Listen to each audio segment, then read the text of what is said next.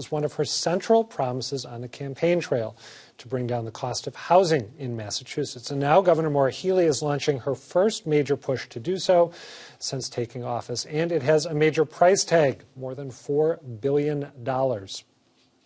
We'll create more homes than ever before for people with disabilities, for our veterans, for people coming out of homelessness.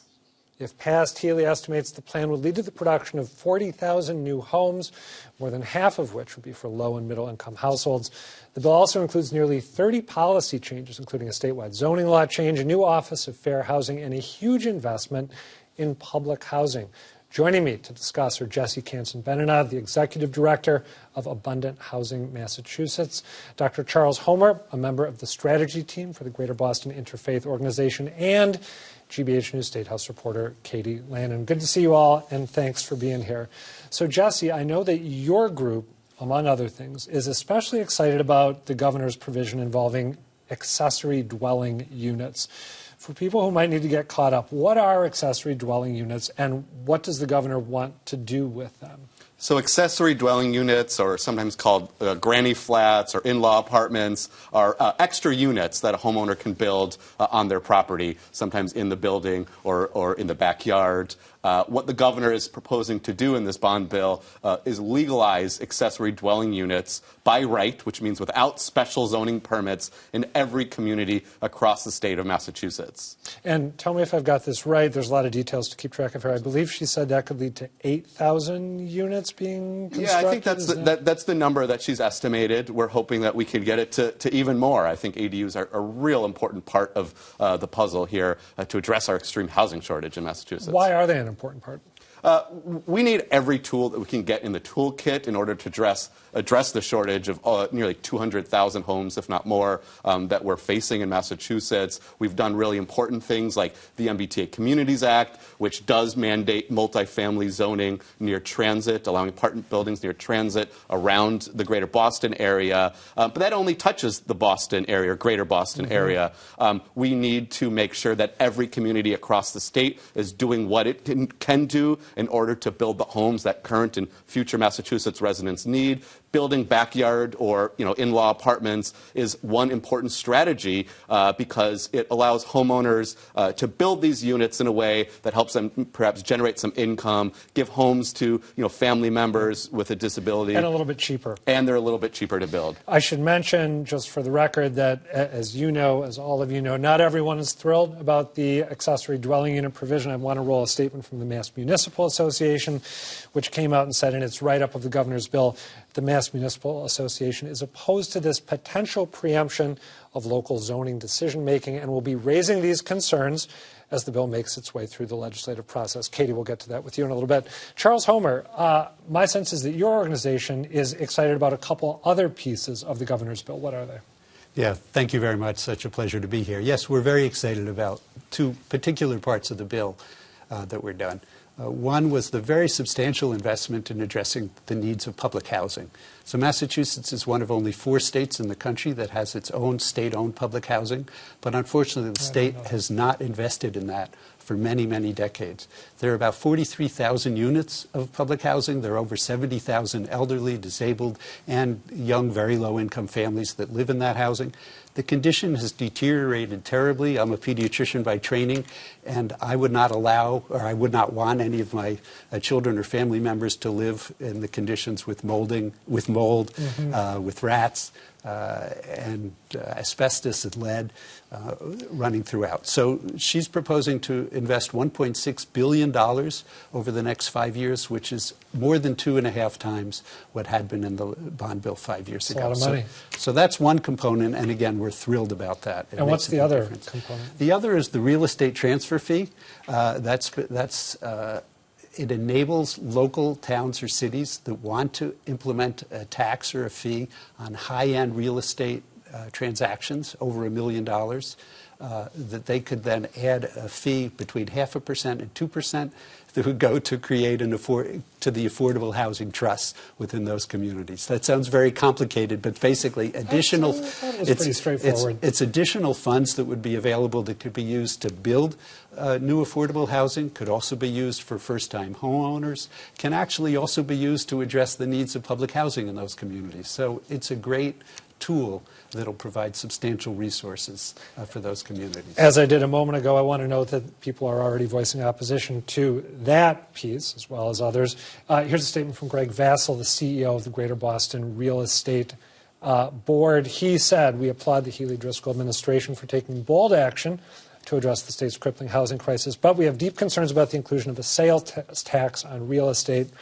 It's an unstable source of revenue that would cause more harm than good at a time when people and businesses are leaving the state because it is just too expensive." Which brings me to you, Katie Lannan.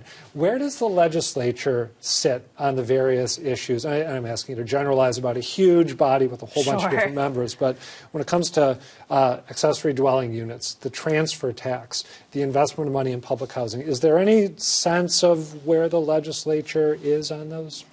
I think, we've seen transfer taxes or fees, whichever term you want to use, is an idea both in terms of the broad local option any community that wants to opt in can, and individual petitions from places like Boston and Wellfleet that have been trying to get them just at the local level within their borders.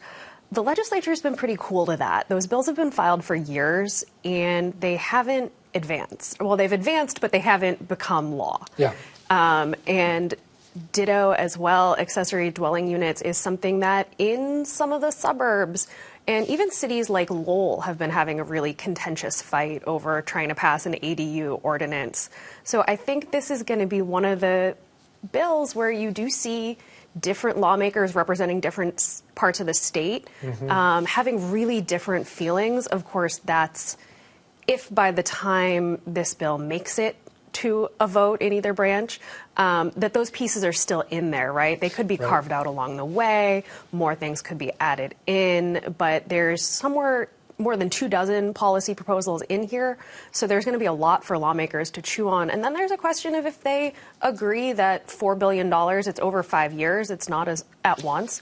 But if authorizing that much bonding is affordable for the state, there's going to be, I think we're going to see a lot of debate over the next few months. Okay. And, was someone going to hop in? I thought I heard someone beginning to speak. Forgive me. What about the public housing piece? Do you expect, and given the caveats that you offer, we'll see if they think $4 billion is affordable, see if they think $1.6 billion is affordable for that. But is public housing and investing in it more politically palatable than some of the other things that we just talked about? I think it is. I think it's something you haven't heard. You had statements in opposition to a few things. You didn't have a statement in opposition to that. Yep.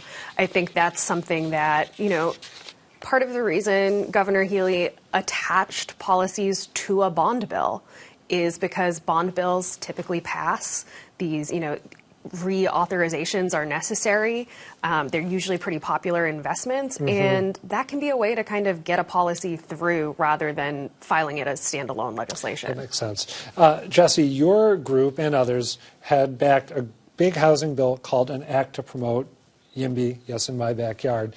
Are there a couple pieces, one or two pieces from that legislation that you would hope the governor would include that she didn't put in there? Well, I want to say, first of all, I'm grateful that she included our accessory dwelling unit component. What is in the bond bill is reflective of what we had proposed as an organization in that bill. I think there's a broader conversation that we need to have in Massachusetts about the relationship between the powers of zoning that the state gives to municipalities. We heard the quote from the Mass Municipal Association expressing their opposition. One of the things that we're trying to do in the Act to Promote Yes in My Backyard is establish categories related to zoning where the state says what municipalities can and can't do with relation to what we call exclusionary zoning. That's the way that municipalities use zoning to limit certain types of buildings or new homes from being built in their communities, which has the direct impact of limiting the types of people, low-income people, people of color, from accessing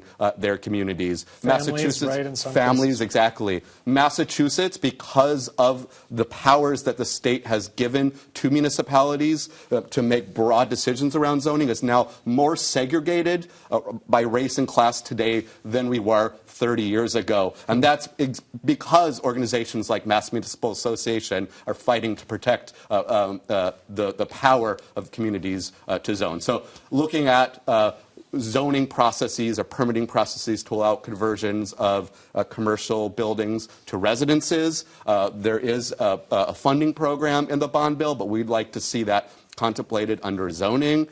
We would like to see a broader mandate to allow at least small apartment buildings, 3-deckers, in more communities around the state, not just in the MBTA region as mandated by the MBTA Communities Act. So those are a couple areas, but at the core, it's about making sure that communities can't use zoning to keep people out. Charles Homer, let me ask you the same question. Anything that you had hoped the governor would include that she didn't? Again, just as Jesse said, we're thrilled with the bill. We think it covers a lot. Yep. It's a great bill and has a lot of wonderful things, the public housing, the real estate transfer fee. We have another element of our housing justice campaign that addresses housing for individuals who are returning into society after incarceration. We call them returning citizens. We think that these individuals will benefit from getting IDs from the Registry of Motor Vehicles before they actually leave incarceration.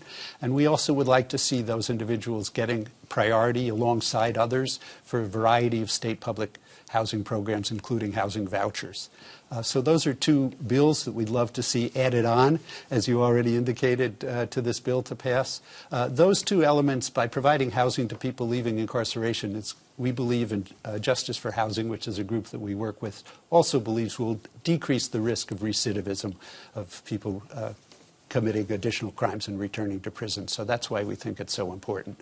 That really was the only other part of our agenda. So you guys did pretty well. We're very supportive of an element which Jesse also mentioned, which was the implementation of the previously passed MBTA Community Act, and many of our religious organizations around the Greater Boston area are working very hard in their cities and towns to implement that, again, to address this issue of restrictive zoning. Katie, how quickly is the legislature likely to create an analogous bill of their own? What's the timetable here? The governor sees this as, she didn't use the term state of emergency, she says it's the most important challenge facing Massachusetts. How quickly is the legislature going to move? So that's always a guessing game, right? Yep. So I think it's really important to note that the legislature is breaking for their next kind of recess, not a strict recess, but their last day of formal sessions for the year is November 15th. So that'd be a lot to get done, in the next couple of weeks. The governor is pointing to the spring construction season as kind of an ideal time frame.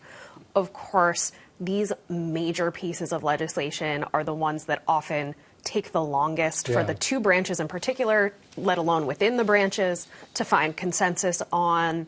So I think you're probably looking at more of a summertime, rush to the finish line, July 31st. But I could always be surprised. I guess that possibility is there. But given what I know, I don't know as much about the legislature as you do. That sounds like a pretty good prediction. Katie Lannan, Jesse Kanson-Benanav, and Charles Homer, thank you all for talking this through. Thank you. Thank you.